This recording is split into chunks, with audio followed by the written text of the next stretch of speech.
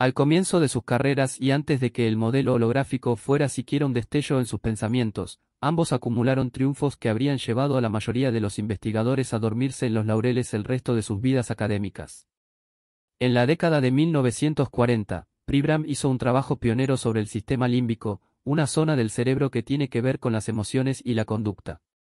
Y también se considera un hito la obra de Bohm del diseño de 1950 sobre la física de los plasmas. Pero más significativo todavía es que ambos se hayan distinguido también de otra manera.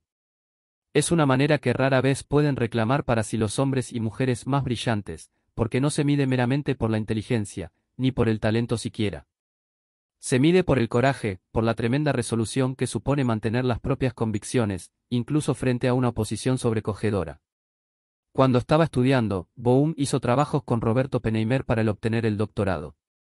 Después, en 1951, cuando Oppenheimer cayó bajo la peligrosa mirada escrutadora del Comité de Actividades Antiamericanas del senador Joseph McCarthy, llamaron a Bohm para que testificara en su contra y él se negó. A resultas de aquello, perdió su trabajo en Princeton y nunca volvió a dar clase en Estados Unidos, se trasladó en primer lugar a Brasil y después a Londres.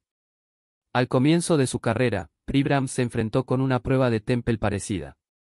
En 1935, un neurólogo portugués llamado Egas Moniz ideó lo que creía que era un tratamiento perfecto para las enfermedades mentales. Descubrió que perforando el cráneo de un individuo con un instrumento quirúrgico y separando la corteza prefrontal del resto del cerebro podía hacer que los pacientes más problemáticos se volvieran dóciles. Llamó al procedimiento lobotomía prefrontal, el cual, en la década de 1940, se había convertido en una técnica médica tan popular que Moniz recibió el premio Nobel. En los años 50 el procedimiento conservaba su popularidad y, al igual que las escuchas de McCarthy, se convirtió en una herramienta para acabar con las personas indeseables, culturalmente hablando. Su utilización con esa finalidad estaba tan aceptada que el cirujano Walter Freeman, que abogaba abiertamente en favor del procedimiento en Estados Unidos, escribió sin avergonzarse que las lobotomías hacían ciudadanos americanos buenos y de los inadaptados de la sociedad, los esquizofrénicos, homosexuales y radicales. En esa época apareció en escena Pribram. Pero, a diferencia de muchos de sus colegas, él creía que no estaba bien manipular el cerebro de otra persona tan temerariamente. Sus convicciones eran tan profundas que, mientras trabajaba como un joven neurocirujano en Jacksonville, Florida, se opuso a los criterios médicos aceptados de la época y se negó a permitir que se realizaran lobotomías en la sala que estaba bajo su supervisión. Posteriormente, mantuvo en Yale esa misma postura controvertida, y sus opiniones, radicales en aquel entonces, casi le hicieron perder su trabajo. El compromiso de Bohm y Pribram para mantener aquello en lo que creían, sin importarles las consecuencias, es evidente también en lo que se refiere al modelo holográfico. Como veremos, exponer su nada desdeñable reputación apoyando una idea tan polémica no es el camino más fácil que podía haber tomado cada uno de ellos. Tanto el valor como la visión que ambos demostraron en el pasado da importancia nuevamente a la idea holográfica. Por último, otro indicio favorable al modelo holográfico es lo paranormal mismo. No se trata de un asunto menor, porque en las últimas décadas se ha acumulado un extraordinario conjunto de pruebas que sugiere que nuestra interpretación actual de la realidad, la imagen sólida y confortable del mundo de palos y piedras que aprendimos todos en las clases de ciencias del instituto, es una imagen equivocada. Como ninguno de los modelos científicos clásicos puede explicar los descubrimientos paranormales, la ciencia en general prescinde de ellos.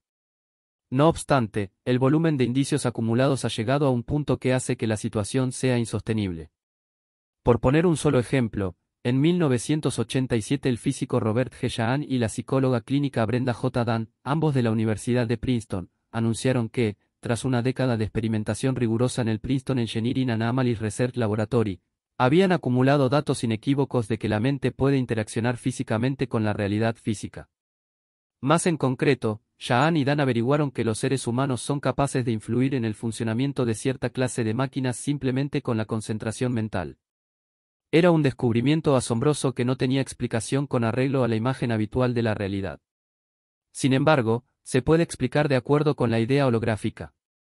Y a la inversa, los acontecimientos paranormales, como no se pueden explicar según nuestra interpretación científica actual, piden a gritos una forma nueva de contemplar el universo, un paradigma científico nuevo. Este libro, además de mostrar cómo puede explicar el modelo holográfico lo paranormal, examinará también cómo los indicios cada vez más numerosos en favor de lo paranormal parecen necesitar a su vez la existencia de dicho modelo. El hecho de que nuestra visión científica actual no pueda explicar lo paranormal es solo una de las razones que justifica que siga siendo un tema tan controvertido. Otra de esas razones es que muchas veces es muy difícil captar con precisión el funcionamiento psíquico en el laboratorio, lo cual ha llevado a muchos científicos a concluir que por lo tanto no existe. En el presente libro discutiremos también esa dificultad aparente. Una razón todavía más importante es que la ciencia, contrariamente a lo que muchos de nosotros hemos llegado a creer, no está libre de prejuicios. Lo aprendí por vez primera hace unos cuantos años, cuando pregunté a un conocido físico su opinión sobre un experimento parapsicología, en concreto. El físico, que tenía fama de escéptico en cuanto se refería a los fenómenos paranormales, me miró y con gran autoridad afirmó que los resultados no revelaban pruebas de funcionamiento psíquico alguno sea cual fuere. Yo no había visto aún los resultados, pero como respetaba la inteligencia del físico y su reputación, acepté su juicio sin cuestionarlo. Posteriormente, cuando examiné los resultados por mí mismo, me quedé pasmado al descubrir que el experimento había arrojado indicios muy sorprendentes de capacidad psíquica. Me di cuenta entonces de que hasta los científicos famosos pueden tener actitudes parciales y puntos flacos. Desgraciadamente es una situación que se da con frecuencia en la investigación de lo paranormal.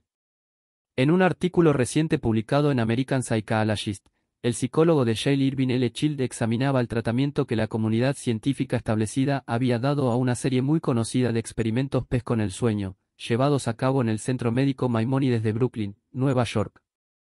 A pesar de que los experimentos habían revelado datos espectaculares en apoyo de la PES, percepción extrasensorial, Child averiguó que la comunidad científica había prescindido del trabajo casi por completo.